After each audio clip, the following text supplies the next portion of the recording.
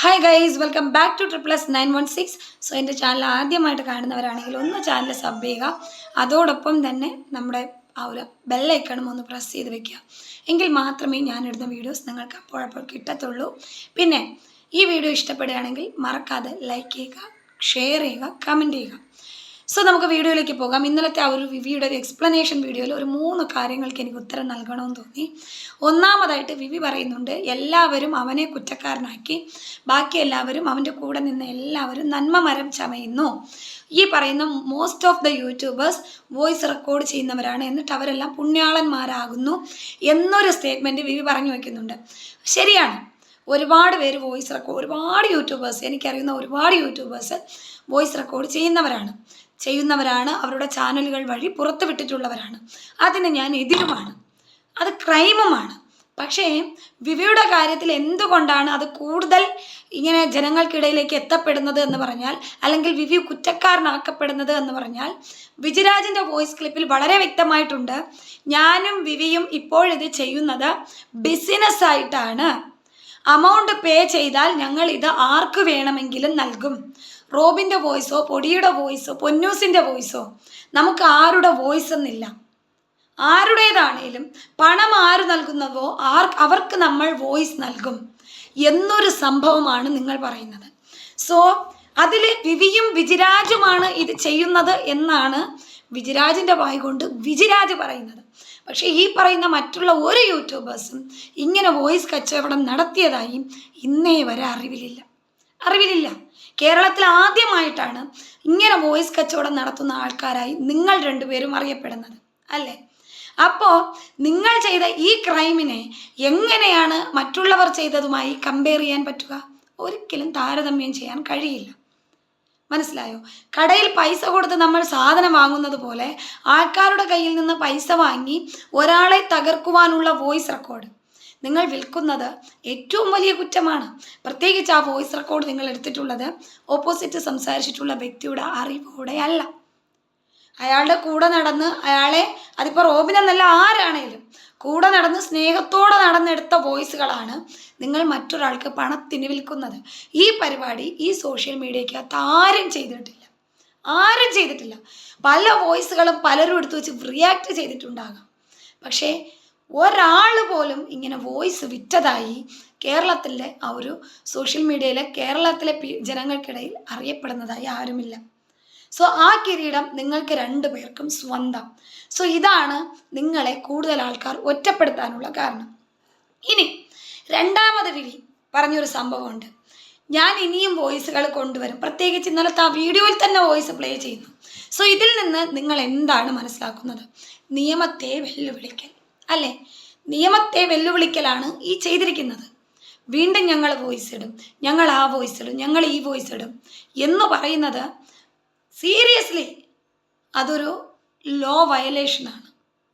നിയമത്തെ നിങ്ങൾ വെല്ലുവിളിച്ചുകൊണ്ട് ഞങ്ങളെ ഇങ്ങനെ പറഞ്ഞാൽ ഞങ്ങൾ ഇങ്ങനെ വീണ്ടും ചെയ്യും. അപ്പോൾ സോ കോൾഡ് ഇൻഫ്ലുവൻസേഴ്സ് നിയമത്തെ വെല്ലുവിളിച്ചുകൊണ്ട് ഇത്തരം ക്രിമിനൽ ആക്ടിവിറ്റീസ് ചെയ്തുകൊണ്ട് സോഷ്യൽ മീഡിയയിൽ വന്നിട്ട് വീണ്ടും നിങ്ങളെ ന്യായീകരിക്കുന്നു. സ്വന്തം തെറ്റ് അംഗീകരിച്ച് മാപ്പ് പറയാൻ നിങ്ങൾ തയ്യാറല്ല. സ്വന്തം തെറ്റിനെ ന്യായീകരിച്ച് മുന്നോട്ട് പോകാനാണ്, വീണ്ടും കൂടുതൽ തെറ്റുകൾ ചെയ്ത് മുന്നോട്ട് പോവുകയാണ് ചെയ്യുന്നത്. ഒരു കുറ്റം ചെയ്താൽ അത് തിരുത്തുന്നവനാണ് മനുഷ്യൻ. ആ കുറ്റത്തെ ന്യായീകരിക്കാൻ വേണ്ടി കൂടുതൽ കുറ്റങ്ങൾ ചെയ്യുകയാണ് നിങ്ങൾ ചെയ്യുന്നത്. ഓക്കെ, സോ ഇത് രണ്ടാമത്തെ പോയിന്റ്. ഇനി മൂന്നാമത്തെ കാര്യത്തിലേക്ക് വരാം. വിവി പറഞ്ഞൊരു സംഭവമുണ്ട്, എന്തുകൊണ്ടാണ് ഇങ്ങനെ വോയിസ് റെക്കോർഡുകൾ അയാൾ പുറത്തുവിട്ട് തുടങ്ങിയത്? സായിയെ കണ്ട് ഇൻസ്പയർ ആയിട്ടാണെന്ന്. എങ്കിൽ ഒരു ചോദ്യം ചോദിക്കട്ടെ, സായി പോയി വഴി പോണ ഒരുത്തനെ കുത്തിക്കൊന്നു, നീ പുറകെ പോയി സായിയെ കണ്ട് അത് തന്നെ ചെയ്യോ? അപ്പം നിനക്ക് നീ തിരിച്ചറിയില്ല, നീ സമ്മതിച്ചിട്ടുണ്ട്, കൂട്ടത്തിൽ അറിവും ഇല്ല എന്നാണോ നീ പറയുന്നത്? എങ്കിൽ പിന്നെ നീ ഇത്ര ദൂരം പോത്തുപോലെ വളർന്നതിനോ നിന്റെ വിദ്യാഭ്യാസത്തിനോ, നീ ഏതോ ICSE സിലബസ് ഒക്കെയാണ് പഠിച്ചെന്ന് പറയുന്നത്, ആ വിദ്യാഭ്യാസത്തിനോ യാതൊരു അടിസ്ഥാനവും ഇല്ലല്ലോ. ഒരാൾ, ഇപ്പോൾ ഞാനെന്ന് പറയുന്ന വ്യക്തി നിങ്ങളോടൊക്കെ നല്ല കൂട്ടുണ്ടായിരുന്നൊരു വ്യക്തിയാണ്, നിങ്ങളുടെയൊക്കെ തനിനിറം മനസ്സിലാക്കി ആ കൂട്ടിൽ നിന്ന് പുറത്തിറങ്ങിയൊരു വ്യക്തിയാണ്. പക്ഷെ നിങ്ങളോട് കൂട്ടുണ്ടായിരുന്നു എന്ന് പറഞ്ഞ് അപ്പോഴും നിങ്ങളിങ്ങനെ വോയിസ് റെക്കോർഡ് ചെയ്യുന്നവരും പരസ്പരം ഇട്ട് കേൾപ്പിക്കുന്നവരും ഒക്കെയാണ്. അപ്പോൾ നിങ്ങളൊക്കെ അങ്ങനെ ചെയ്തു എന്ന് പറഞ്ഞുകൊണ്ട് ഞാൻ നിങ്ങളെ കൊണ്ട് നിങ്ങളെ കണ്ട് എന്തുകൊണ്ട് ഞാൻ ഇങ്ങനെ വോയിസ് റെക്കോർഡ് ചെയ്യാനോ എൻ്റെ ചാനലിലിട്ട് എനിക്ക് റീച്ച് ഉണ്ടാക്കാനോ ഞാൻ പോയില്ല. എന്തുകൊണ്ട് പോയില്ല?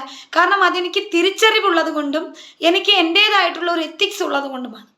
അപ്പോൾ ഈ 2 തിരിച്ചറിവും വിവേകവും എത്തിക്സും ഒന്നുമില്ലാതെ പോയത് നിങ്ങൾക്കാണ്. അപ്പോൾ നിങ്ങൾ മറ്റൊരാളുടെ കാര്യത്തിൽ, ഇപ്പോൾ ഈ ലോകത്ത് ഒരുപാട് കാര്യങ്ങൾ, നന്മയുള്ള ഒരുപാട് കാര്യങ്ങൾ നമുക്ക് ഇൻസ്പയർ ആകാനുണ്ട്. അതിലൊന്നും ഇൻസ്പയർ ആകാതെ ഈ ഒരു ക്രൈമിൽ വിവി ഇൻസ്പയർ ആയിട്ടുണ്ടെങ്കിൽ അതിൻ്റെ അർത്ഥം വിവി ഈസ് എ ക്രിമിനൽ അല്ലേ? നീ ഒരു ക്രിമിനലാണ്. അതുകൊണ്ടാണ് ഇത്തരം ക്രിമിനൽ ആക്ടിവിറ്റീസിൽ നീ ഇൻസ്പയർ ആകുന്നത്. ഇനി നാലാമതായിട്ട് വരുന്നത് ട്രോളന്മാരിലേക്കാണ്. കുറച്ച് ട്രോളന്മാരുണ്ട്. എന്ത് കണ്ടാലും മാസ് BGM, കുറേ സിനിമ ഡയലോഗ്സ് എടുത്തിട്ട് അങ്ങ് ട്രോളും. നിനക്കൊക്കെ തലയ്ക്ക് വെളിവുണ്ടോ? സായി ബിഗ് ബോസിൽ പോയി എന്തോ കാട്ടിക്കൂട്ടട്ടെ, എന്ത് കാര്യമോ ചെയ്യട്ടെ. പക്ഷേ ഈ ഒരു വോയിസ് റെക്കോർഡിംഗ് കേസിൽ സായി ആണെങ്കിലും മറ്റുള്ള പലരുമാണെങ്കിലും ഒരിക്കലും ഇങ്ങനെ ഒരു വോയിസ് കച്ചവടം നടത്തിയിട്ടില്ല. അപ്പോൾ ഇപ്പോൾ സായി ഉൾപ്പെടെ വിമർശിച്ചിരിക്കുന്നത് വോയിസ് കച്ചവടം നടത്തിയ വ്യക്തികൾക്കെതിരെയാണ്. അപ്പോൾ നമ്മളതിനെ പ്രോത്സാഹിപ്പിക്കുകയാണ് വേണ്ടത്. അതിന് ചില ട്രോളന്മാരെടുത്ത് ട്രോളിയിരിക്കുന്നു. നീ ബിഗ് ബോസിൽ പോയി എന്താ ചെയ്തത് എന്ന് പറഞ്ഞുകൊണ്ട് അതിൻ്റെ ഒരു പിക്ചർ ഇവിടെ വിവിയുണ്ട്. അണ്ണാ, ഞാൻ നിന്നെ കണ്ടാണ് അണ്ണാ ഇൻസ്പയർ ആയത് എന്ന് പറയുന്നത്. അതായത് ഒരുത്തനെ കണ്ട് ഞാൻ കുറ്റം ചെയ്യാൻ പഠിച്ചു എന്നുള്ളത് ജനങ്ങളിലേക്ക് കൂടുതൽ എത്തിക്കുന്നു ട്രോളന്മാർ. നിങ്ങളും ഇങ്ങനെ മറ്റുള്ളവരെ കണ്ട് കുറ്റം ചെയ്തോളൂ എന്നൊരു മെസ്സേജ്. തലയ്ക്ക് വെളിവില്ലാതായി പോയല്ലോ ജനങ്ങളെ, നിങ്ങൾക്ക് തലയ്ക്ക് വെളിവില്ലാതായി പോയല്ലോ. നല്ല രീതിക്ക് വല്ലതും ചെയ്. ആക്ഷേപഹാസ്യം എന്ന് പറയുന്നത് തെറ്റിനെ ജനങ്ങൾക്ക് തിരുത്തുവാൻ വേണ്ടി ആക്ഷേപരൂപേണ അവരുടെ തെറ്റുകൾ ചൂണ്ടിക്കാണിക്കുക എന്നുള്ളതാണ്.